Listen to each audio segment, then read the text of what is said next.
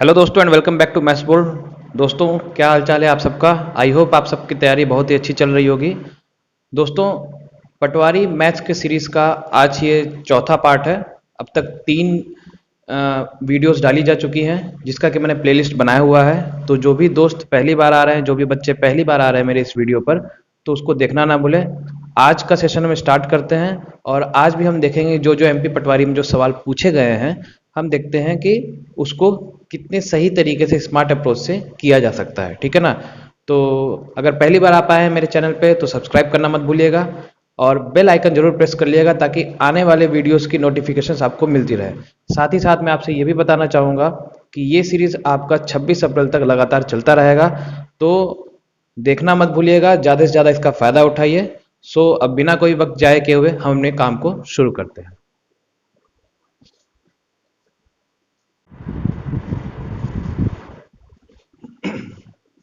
दोस्तों आज के सवालों की शुरुआत करते हैं। ध्यान से देखते जाइएगा कि आज सवाल क्या पूछे गए हैं। ठीक है, देखिए ये एक पाई चार्ट दिया हुआ है, इससे रिलेटेड एक सवाल पूछा गया है। नीचे दी गई पाई चार्ट में प्राप्तांक को डिग्री में दर्शाया गया है। 3 छात्रों के कुल प्राप्तांक दिए हुए हैं जो कि 800 है। तो बी और सी का अंतर ए से कितने प्रतिशत अधिक होगा। इन the given pie chart the marks obtained by 3 students in degrees is given. ठीक है ना, देख पा रहे हैं आप लोग की डिग्री में दिया हुआ है। ठीक है, फिर उसके बाद बोला the total marks of all the students is 800, then the difference between B and C is what percent more than that of A. ठीक है, कोई घबराने की बात नहीं है, बेहद ही आसान सा सवाल है। क्या करना है, बोला है कि बी और सी का जो अंतर है वो ए से कितना प्रतिशत अधिक होगा। ठीक है, ए का आप देख पा रहे हैं कितना है, 90 डिग्री। ठीक, बी और सी का अंतर क्या हो जाएगा, 225 में से 45 डिग्री हम माइनस कर देंगे तो कितना हो जाएगा आपका, ये हो जाएगा 180 डिग्री। ठीक है, अब एक बात दोस्तों हमेशा याद रखा क्या करिए कि जब भी इस तरह का सवाल दे कि व्हाट परसेंट मोर देन, ठीक है, मोर देन करके जब भी ये बोला करे तो जो भी आपका ये देन वाली जो संख्या होती है उसे हम हमेशा माइनस के बाद में लिखते हैं। ठीक है, उसे हमेशा माइनस के बाद में लिखेंगे और उसी संख्या को हम नीचे लिख देते हैं।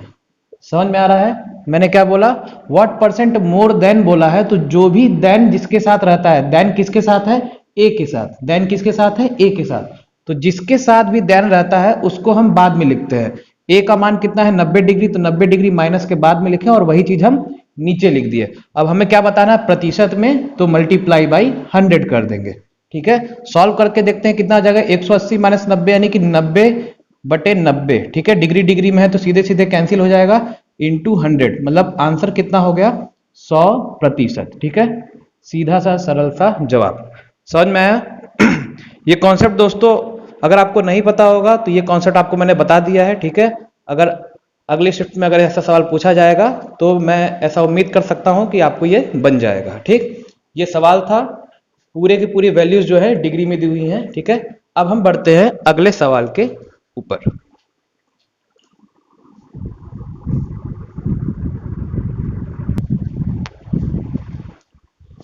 अब दोस्तों ये अगला सवाल है, क्यूबिक इक्वेशन का ये सवाल है जैसा कि आप देख सकते हैं। ठीक है, सवाल ये दिया है -27x³ plus 12x² plus 10x बराबर 3। ठीक, समीकरण में किन्हीं दो रूट के गुणों का, ठीक है, योग ज्ञात करें।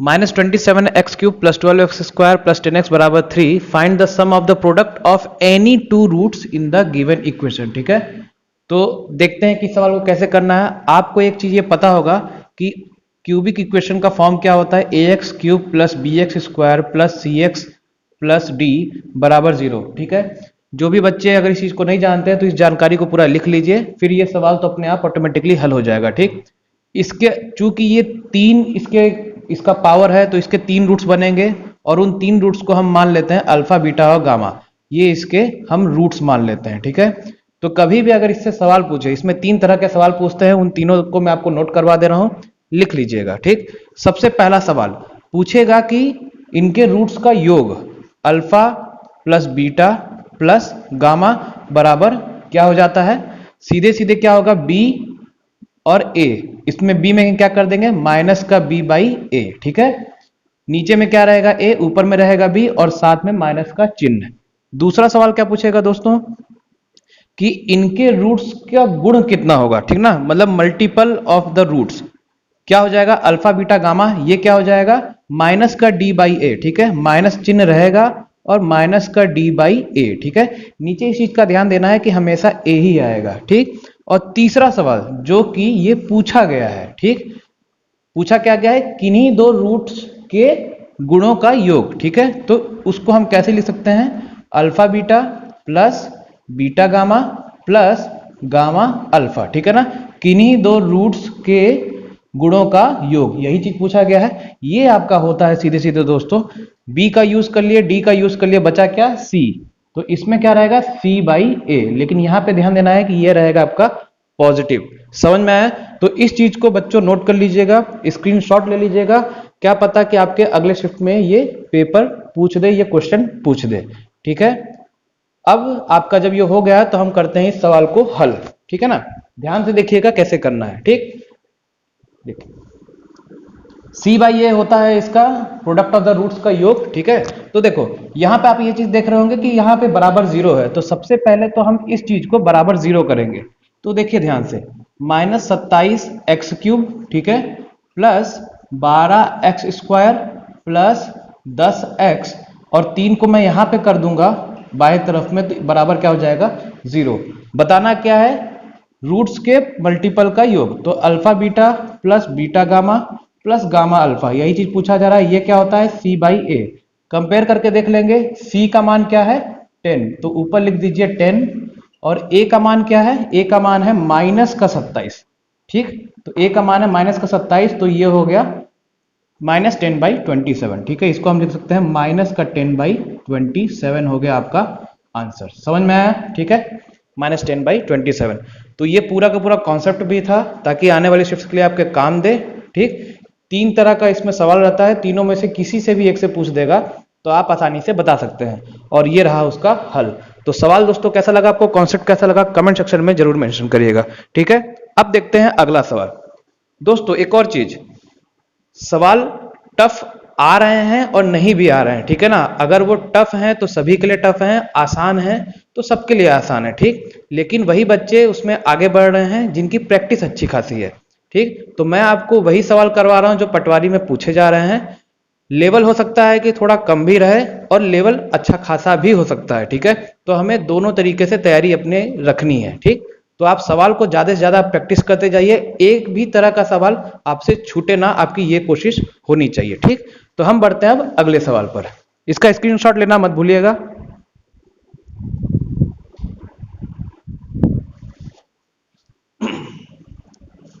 अब दोस्तों ये जो सवाल है, मैं इसे पूरे पटवारी का सबसे बेहतरीन सवाल बोलूंगा। सवाल बहुत ही अच्छा सवाल है, और अगर पहली नज़र में देखा जाए तो ऐसे सवालों को छोड़ करके आदमी को आगे बढ़ ही जाना चाहिए, ठीक है। अगर लास्ट में आपको टाइम मिले तो करना चाहिए, लेकिन जिस हिसाब से लेवल पे लेवल बढ़ के अब क्वेश्चंस आ रहे हैं तो इस तरह के सवाल को करना ज़रूरी है, ठीक है। लेकिन हम इसको सीखेंगे कॉन्सेप्ट किस तरह से करना है, और ये आसानी से हो जाएगा, कोई घबराने वाली बात नहीं है, बस एक बार आपको समझने भर के देरी है, ठीक। सवाल मैं पढ़ता हूँ, एक वस्तु के क्रय मूल्य को 20% अधिक मूल्य पर, ठीक है, ध्यान से देखते जाइएगा, 20% अधिक मूल्य पर अंकित किया जाता है, ठीक है, अंकित किया जाता है, और पुनः उसे 30% की छूट पर बेच दिया जाता है, ठीक। यदि दूसरी तरफ उसी वस्तु को 40% कम मूल्य पर अंकित करके 10% छूट पर बेचा जाए तो दोनों बिक्री की प्रक्रिया में हुए हानि का अंतर 4500 रुपए होता है, ठीक। तो क्रय मूल्य ज्ञात करें, ठीक है। बहुत ही अच्छा सवाल है ये, लेकिन आसानी से हो जाएगा अगर आप इसको बस अगले 2 मिनट के लिए ध्यान से सुने। देखिए क्या बोला है कि क्रय मूल्य को 20% अधिक मूल्य पर अंकित किया जाता है। तो सबसे पहली बात हमें इस बात के बारे में पता है कि क्रय मूल्य जो होता है अपने आप में कितना होता है, 100%, ठीक है। ध्यान से देखते जाइएगा, इसमें 2 कंडीशन बन रहा है, हम पहले केस को सॉल्व करते हैं और फिर दूसरे केस को सॉल्व करते हैं, ठीक है। पहला केस, ठीक है, इस तरह से ध्यान से देखिएगा, ये हो गया पहला केस। बोला क्या है कि 100% को कितने पे, 20% अधिक मूल्य पर अंकित किया जाता है। तो 100% है, 20% अधिक मूल्य पर अंकित किया जा रहा है, मतलब कितना हो गया, 120%। ध्यान से देखते जाइएगा, ठीक है। और पुनः उसे 30% की छूट पर बेच दिया जाता है। मतलब अब ये जो 120% है, इसको 30% की छूट पर बेच दिया जाता है। तो 30% की अगर छूट पे बेच दिया गया तो 100 में से 30 अगर करेंगे तो कितना हो गया? 70%। ठीक है, समझ में आ रहा है? अगर इसको हम सॉल्व करेंगे तो आप देख पाएंगे कि ये आएगा 84%। ठीक है, समझ पा रहे हैं? अब हम बात करते हैं दूसरे केस के बारे में। ठीक है, ध्यान से देखिएगा, ये हो गया पहला केस। अब है ये दूसरा केस। दूसरा केस क्या दिया है? यदि दूसरी तरफ उसी वस्तु को 40% कम मूल्य पर अंकित किया जाए और 10% की छूट पर बेचा जाए। ठीक है, यहां पे 20% ज्यादा किए थे, अब यहां बोल रहा है कि 40% कम किया जाए। तो 100 में से 40 घटाएंगे, कितना हो गया? 60%। ठीक है, और इसी को बोला है कितने पे? 10% की छूट पर। 10% की छूट मतलब कि कितना हो गया? 90%। अब इसको अगर मैं सॉल्व करूंगा तो कितना हो जाएगा? 54%। ठीक है, ये आपका दोनों का दोनों स्टोरी हो गया सॉल्व। समझ में आया? अब देखिए, यहां पे मेरे को लगता है आपको डाउट नहीं होना चाहिए कि 84% कैसे है, 54% कैसे है। ठीक है, अगर देखना चाहेंगे मैं आपको बता दे रहा हूं। जैसे मैं इसको लेता हूं 120% इंटू 70%। ठीक है, यहां पे 1% है तो ऐसा नहीं कि परसेंट इंटू परसेंट रहेगा। ठीक, अगर मैं 1% को बटे 100 लिख देता हूं तो ये दोनों के दोनों शून्य कट जाएंगे इससे। तो 12 इंटू 7 कितना हो गया? 84, और एक बच गया प्रतिशत, तो 84%।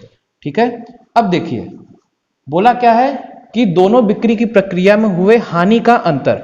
तो हानि आप देख पा रहे हैं कि होगा 100% क्रय मूल्य है, बेच कितने पर रहे हैं? 84%। 100 की वस्तु को 84 में बेच रहे हैं तो हानि ही हुआ। उसी तरीके से 100 पे जो क्रय मूल्य है उसको 54% पे बेच रहे हैं तो हानि ही हुआ। तो दोनों की दोनों क्या है? हानि। ठीक है, दोनों की दोनों क्या है? हानि। ये भी हानि है और ये भी हानि है। ठीक है ना, समझ में आया? ठीक है, अब यही बोला है कि इन दोनों के बीच का जो अंतर है वो कितना है? 4500। तो 84 अंतर, ठीक है ना, अंतर 84 माइनस 54 अगर आप करेंगे तो कितना आएगा? 4 में से 4 गया 0, 8 में से 5 हो गया 3, यानी कि 30%। और इस 30% का मान बच्चों कितना दिया है? 4500 रुपए। ठीक है, हमें क्या बताना है? क्रय मूल्य का, और क्रय मूल्य कितना होता है? 100%। तो मतलब 1% का मान कितना हो जाएगा बच्चों? 1% का मान हो जाएगा 150। तो 100% का मान कितना हो जाएगा? 100 का गुणा कर देंगे तो 150 में से और 2 जीरो कर देंगे, यानी कि 15,000 रुपए। ये है इसका आंसर। ठीक है, तो कैसा लगा दोस्तों आपका सवाल? आप देख पा रहे होंगे सॉल्यूशन इसका बड़ा नहीं है। ठीक है, सॉल्यूशन बहुत ही छोटा है, बस समझ समझ का फेर है। ठीक है ना, सवाल बड़ा होने से डरने की कोई बात नहीं है। कोशिश अगर आप करेंगे तो आसानी से सवाल आपका हल हो जाएगा। लेकिन ये बहुत ही शानदार सवाल है। ठीक है ना, एक बार इसको देख लीजिए, स्क्रीनशॉट ले लीजिए। ऐसा सवाल पूछेगा तो आप इसे छोड़िएगा मत। ठीक है ना, बहुत ही बेहतरीन सवाल है ये।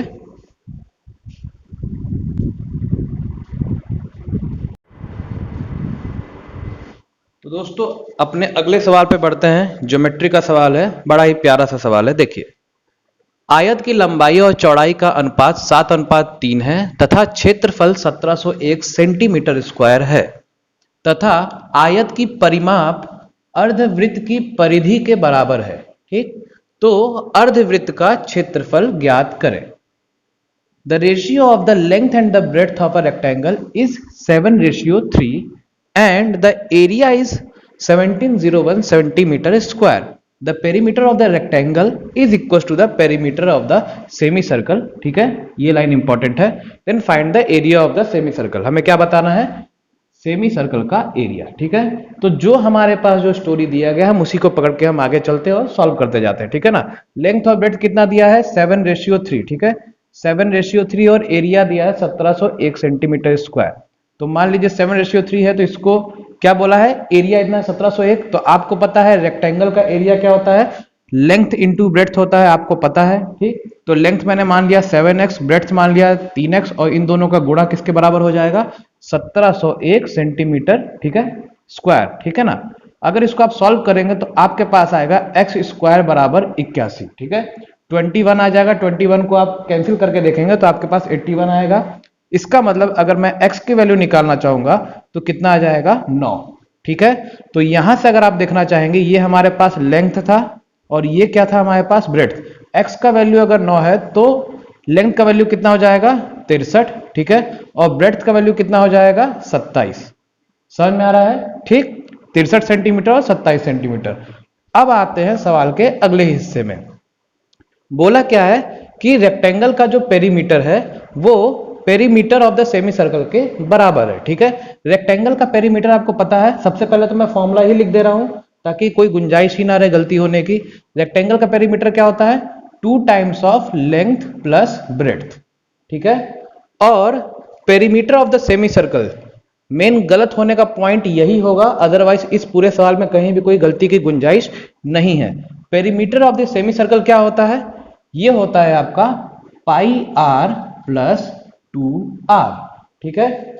मैं आपको इस डायग्राम के थ्रू बता भी देता हूं। ये हो गया सेमी सर्कल, पूरा कितना होता है 2 पाई आर, तो ये आधा हिस्सा कितना हो गया पाई आर, ठीक है, और प्लस ये आर और ये आर कितना हो गया 2r, तो पाई आर प्लस 2r हो गया पेरीमीटर सेमी सर्कल का। समझ में आया आपको?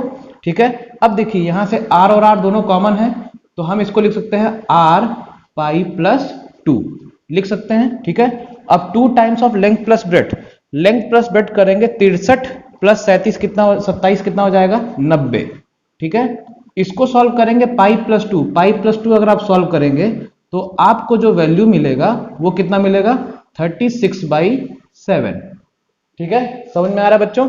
क्लियर? अब इसको मैं सॉल्व कर देता हूं तो आपको क्या मिलेगा 2 × 90 × 7/36। क्लियर है? चलो देखिए ये 6 बार में जाएगा, 6 का 15 बार में जाएगा, ठीक है। ये 2 से 3 बार में जाएगा और 3 से ये 5 बार में जाएगा, मतलब 5 बचा और 7 बचा, तो दोनों का गुणा कितना हो जाएगा बच्चों 35। तो रेडियस का मान कितना आ गया 35 सेंटीमीटर, ठीक है। इसको देख लीजिए। क्लियर? अब हमारे पास क्या आ गया है, सेमी सर्कल का जो रेडियस है, जो त्रिज्या है, उसका मान आ गया है। हमें क्या बताना है, area of the semi circle, ठीक है। तो अब यहां पे आइए, यहां पे देखिए मैं इसको यहां लिख दे रहा हूं, ठीक है। Area of the semi circle के बारे में बात करेंगे तो क्या होता है पाई आर स्क्वायर बटे 2, यही होता है। इसका मान रख देते हैं 22/7, ठीक है, इंटू आर स्क्वायर, आर कितना हो जाएगा 35 × 35, ठीक है, बाई 2। समझ में आ रहा है? 7 को ऐसे काटेंगे कितने बार में 5 बार में, 2 को काटेंगे 11 बार में, मतलब कुल मिला के क्या आ गया 55 × 35, और यही हो जाएगा आपका आंसर। मतलब 55 × 35 करेंगे जो भी आएगा यही हो जाएगा आपका आंसर, किसका, सेमी सर्कल के एरिया का। आई होप आपको समझ में आ रहा होगा। बहुत ही आसान सा सवाल था, कोई दिक्कत की बात नहीं थी। ऐसे ही दोस्तों सवाल पूछे जा रहे हैं, थोड़ा हल्का सा लैंग्वेज को ट्विस्ट करके पूछा जा रहा है, तो उसमें थोड़ा सा लोगों को दिक्कत हो रही है। लेकिन अगर आप सही तरीके से, अगर आपने प्रैक्टिस किया हुआ है पिछले 5-6 महीने से, ऐसा नहीं कि 1-2 महीने आपने बस किया है और एग्जाम देने आ गए, या 1 महीने ही पढ़ाई की और एग्जाम देने आ गए। अगर आपकी जो मेहनत है वो पिछले 5-6 महीने या कह लीजिए 7-8 महीने की है, तो आपको मुश्किल उतनी ज़्यादा नहीं आएगी, ठीक है। और हाँ, लेवल तो बढ़ा है ही, ठीक है ना, तो इस तरह के सवाल आपको देखने को मिलेंगे ही। समझ में आया? लेंथ और ब्रेड्थ था, उससे x का वैल्यू आया 9 आया, तो फिर यहाँ पे दिया हुआ है कि पेरीमीटर दोनों का बराबर है, तो उससे रेडियस का मान आ गया, रेडियस का मान आ गया तो area of the semi circle पता है कि पाई आर स्क्वायर बाई 2 होता है। सॉल्व किए तो इतना आंसर आ गया। समझ में आया? आई होप आपको चीजें समझ में आ गई होंगी, ठीक है। आगे बढ़ते हैं अगले सवाल पर।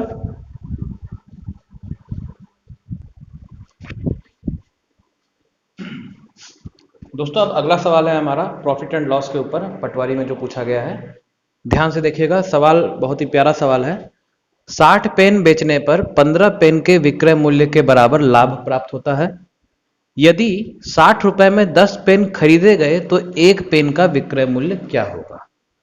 By selling 60 pence, the profit is equals to the selling price of 15 pence. If 10 pence are bought for ₹60, then find the selling price of 1 pen. ठीक है, ये सवाल का स्टेटमेंट थोड़ा ट्रिकी है, तो ध्यान से समझिएगा कि कैसे करना है। इस तरह का सवाल अगर आइंदा आए तो आप जो मैं अप्रोच बता रहा हूं आप उसको सीख लीजिए, तो आपको करने में सहूलियत मिलेगी, ठीक है। एक भी सवाल बच्चों छोड़ना नहीं है, ठीक है ना। देखिए ध्यान से, आप सभी को पता है कि प्रॉफिट बराबर क्या होता है, selling price minus cost price, ठीक है। ध्यान से देखिए, यहाँ पे पहले लाइन में क्या दिया है कि 60 पेन बेच रहा है, ठीक है, और जो प्रॉफिट होता है वो 15 पेन के सेलिंग प्राइस के बराबर होता है, ठीक है, विक्रय मूल्य के बराबर होता है। प्रॉफिट बराबर क्या होता है, एसपी माइनस सीपी, ठीक है। मैं ऐसा मानता हूं कि एक आइटम का एसपी क्या है, एसपी मान लेता हूं और एक आइटम का सीपी मैं सीपी मान लेता हूं, ठीक है। ध्यान दीजिएगा, तो प्रॉफिट क्या दिया है, 15 पेन के विक्रय मूल्य के बराबर है, ठीक है ना। तो अगर एक का एसपी माना है तो 15 पेन का क्या हो जाएगा, 15 एसपी, ठीक है। बस ध्यान से देखते जाना, कोई टेंशन वाली बात नहीं है, ठीक। सेलिंग प्राइस क्या दिया है, बाई सेलिंग 60 पेन, अगर एक का मैंने एसपी माना है तो 60 पेन का विक्रय मूल्य क्या होगा, 60 एसपी, ठीक है। अब एक और बात, सीपी के लिए कैसे किया जाएगा, अगर आप 60 पेन अगर आप बेच रहे हैं, ठीक है, अगर आप 60 पेन बेच रहे हैं तो 60 पेन खरीदे भी होंगे, ठीक। तो 60 पेन का क्रय मूल्य कितना हो जाएगा, 60 सीपी, ठीक। अब यहां से अपने को सीपी और एसपी में कुछ रिलेशन आ जाएगा। आप यहां पे देख पाएंगे कि 60 सीपी बराबर हो जाएगा 45 एसपी, ठीक है।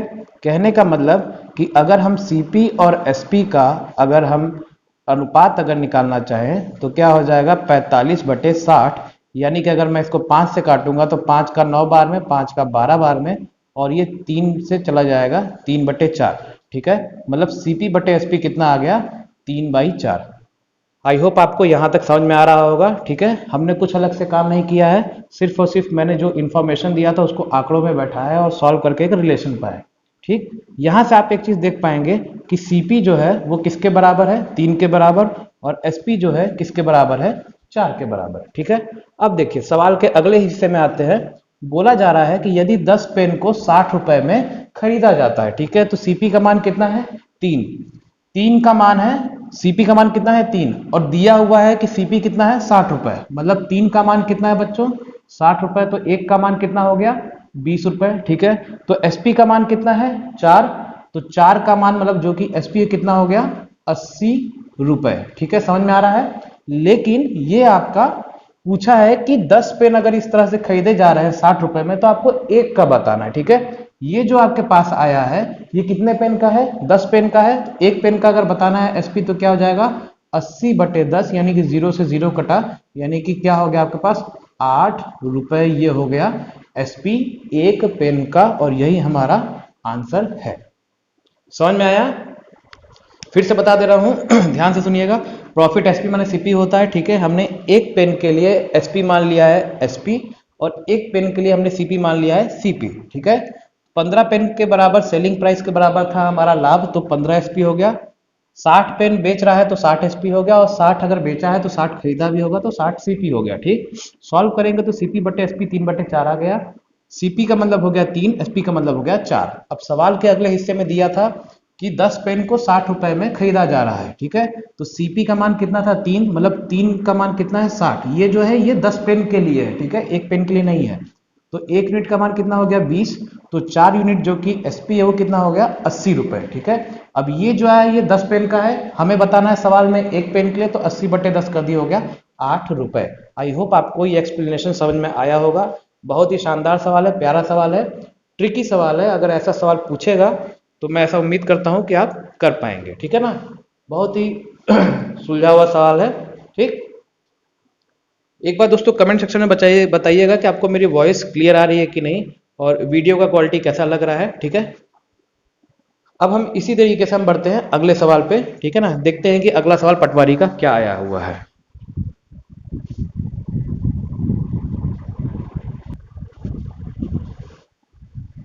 अब दोस्तों ये सवाल जो है बेहद ही प्यारा सवाल है। ये आपका बोट एंड स्ट्रीम पे ये सवाल है, एमपी पटवारी में जो पूछा गया था, ठीक है।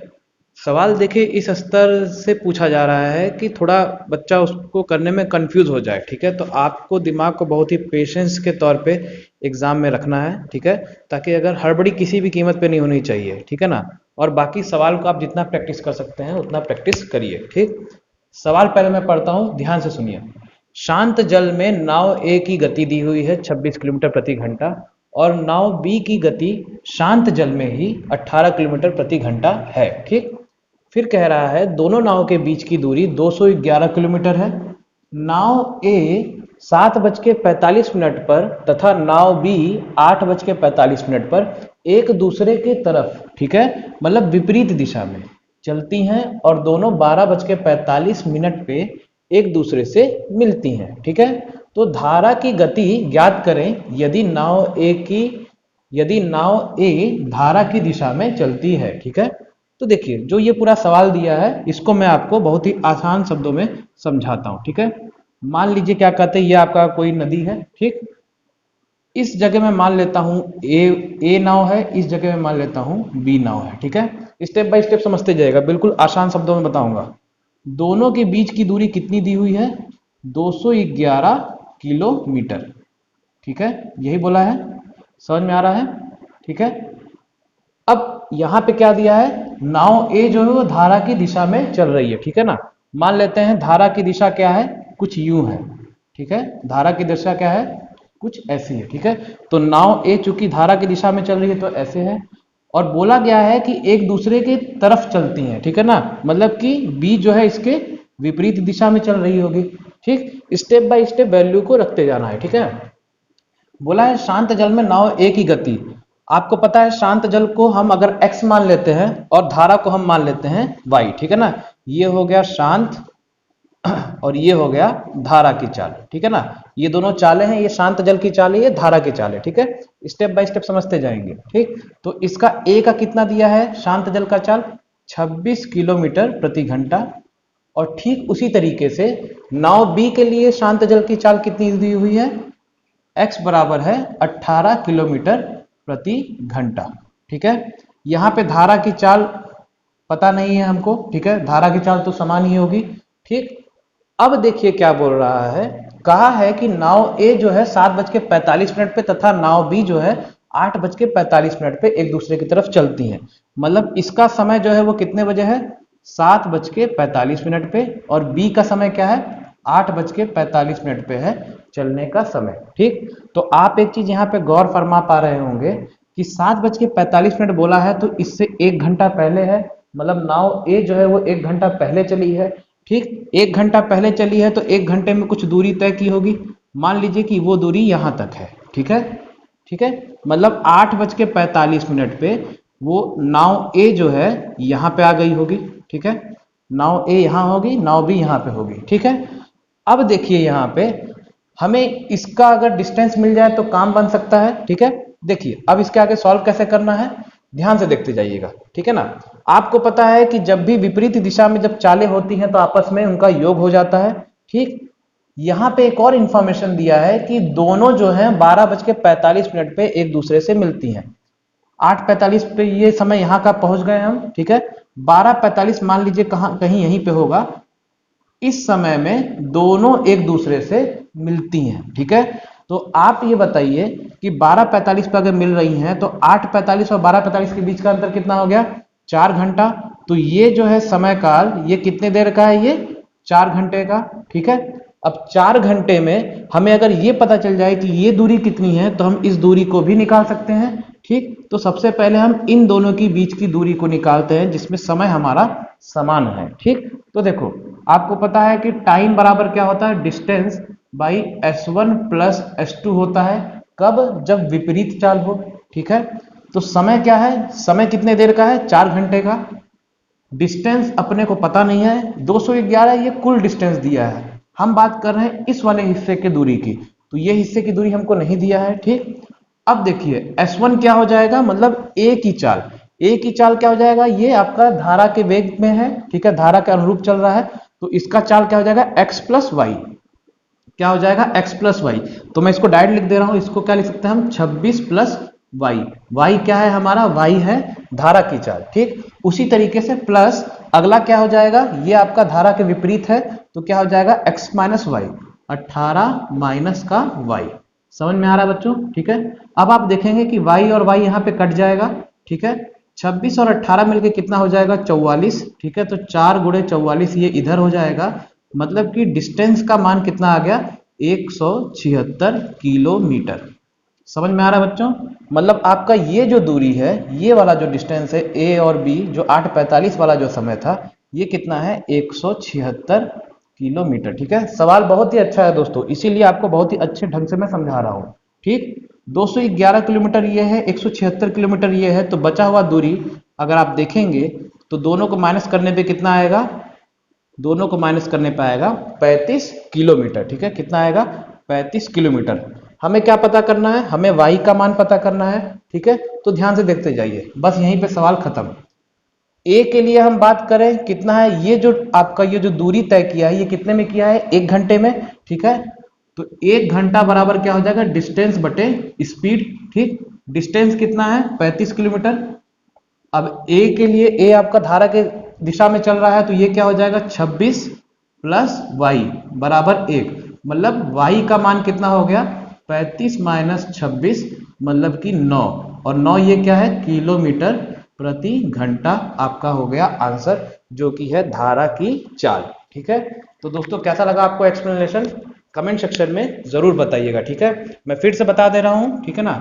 इस तरह के सवाल में आपको सबसे पहले क्या करना है, इंफॉर्मेशन आप पूरा का पूरा लिख लिए। उसके बाद क्या कहते हैं, 1 घंटे में आपको पता है ये 7:45 पे चल रहा था, ये 8:45 पे चल रहा था। ठीक है, ये 1 घंटा पहले चला है, तो 1 घंटा जो पहले चला होगा तो उसमें 1 घंटे लेगा। ठीक है, तो दोनों समय बराबर है, 12:45 में बता रहा है कि दोनों मिलेंगे, तो दोनों 8:45 से 12:45 के बीच का अंतर कितना हो गया, 4 घंटा।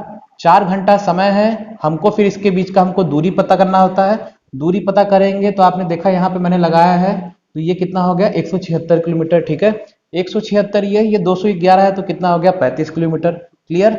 अब ये 35 किलोमीटर है, ए के लिए बात करना है, तो 1 घंटे में क्या हो जाएगा, दूरी बटे चाल हो जाएगा। दूरी कितना है, 35 किलोमीटर, चाल क्या हो जाएगी, धारा के अनुरूप चल रहा है तो x और प्लस y हो जाता है। ठीक है, मतलब शांत जल और धारा की चाल का योग, 26 प्लस y है धारा की चाल, निकल गया 9 किलोमीटर प्रति घंटा।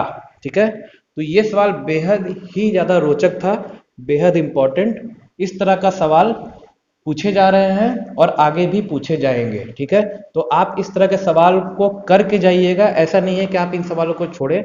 अगर आपने छोड़ा तो दूसरे ने क्या कहते हैं कर दिया, तो वो आपसे क्या कहते हैं आगे बढ़ जाएगा, उसके लिए प्लस पॉइंट रहेगा। ठीक है, तो ऐसी गलती नहीं करना है, एक भी कोना नहीं छोड़ना है, मेहनत जितना हो सके उतना करते रहिए, क्योंकि समय आपके पास ज्यादा है ही नहीं। ठीक है ना, तो अब बढ़ते हैं अगले सवाल पर।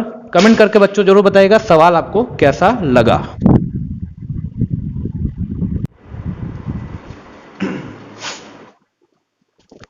अब दोस्तों ये सवाल है अगला, जो कि अंकित मूल्य यानी कि मार्क प्राइस पर है, ठीक ना, प्रतिशत के ऊपर है। ठीक, देखते हैं सवाल क्या दिया हुआ है।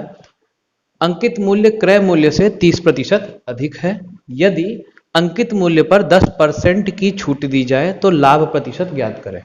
ठीक, the mark price of an article is 30% more than the cost price. ठीक ना, मतलब मार्क प्राइस जो है, जो अंकित मूल्य है, वो क्रय मूल्य से 30% ज्यादा है।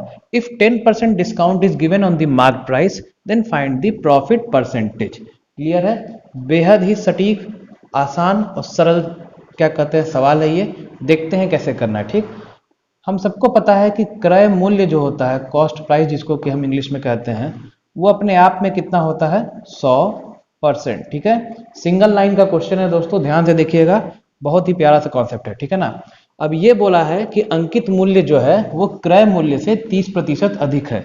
क्रय मूल्य 100% है, इससे 30% ज्यादा है, तो कितना हो जाएगा, 130% हुआ कि नहीं। ठीक है, समझते जाइएगा।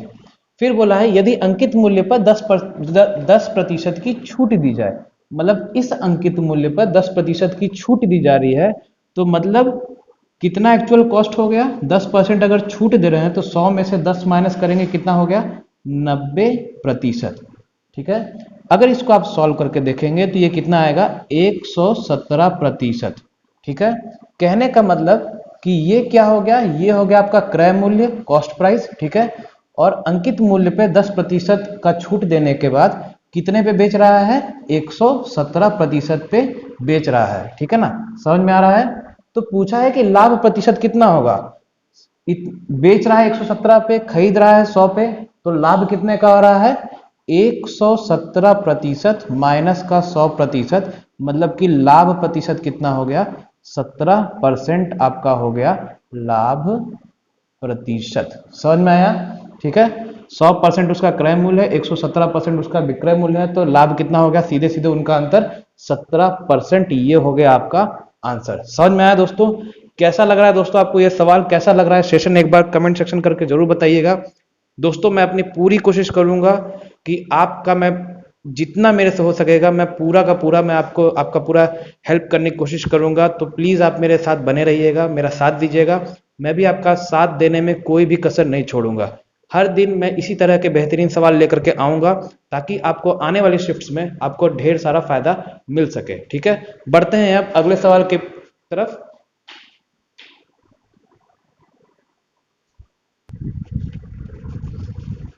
हाँ दोस्तों, आज का ये आखिरी सवाल है। ठीक है, आज के सेशन का ये लास्ट सवाल है। तो देखते हैं क्या है, फिर मिलते हैं कल के सेशन में।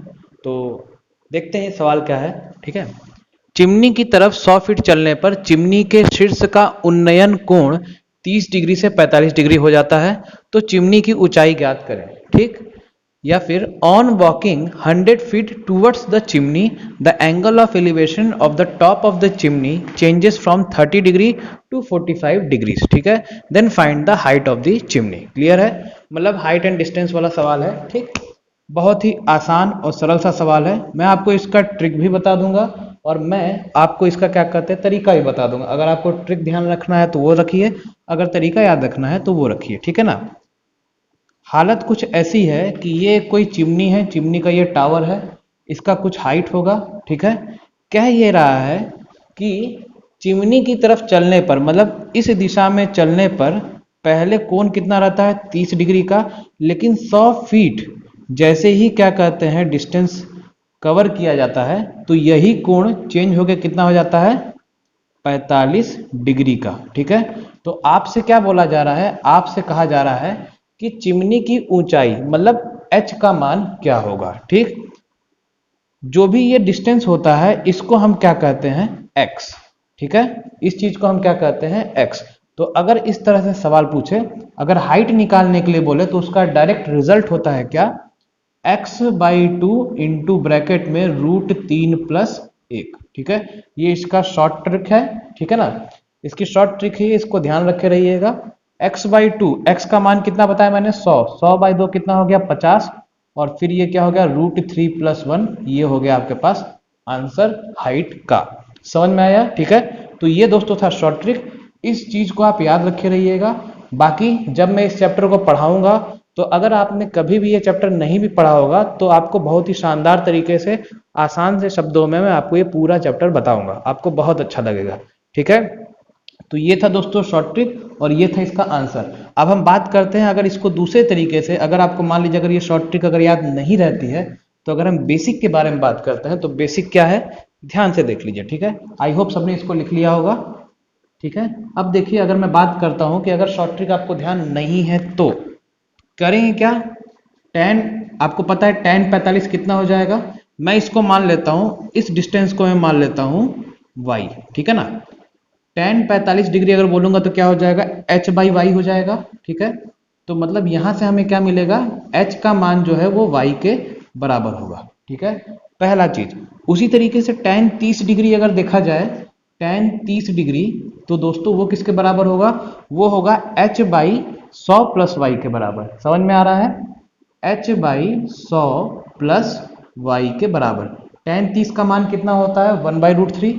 ठीक है, तो 1/√3 या मैं इसको डायरेक्टली 1/√3 लिख देता हूं, तो ये हो गया 1/√3। ठीक है, 100 + y इधर भेज देंगे, इसको यहां भेज देंगे, तो आप ये बोल सकते हैं कि y बराबर क्या हो जाएगा, y बराबर हो जाएगा, ऐसे मैं कर देता हूं, 100 + y बराबर क्या हो जाएगा √3h। ठीक है, हमें क्या बताना है, हमें बताना है ये h का मान। ठीक है ना, h बराबर क्या है y, यानी कि ये y के जगह मैं h लिख सकता हूं।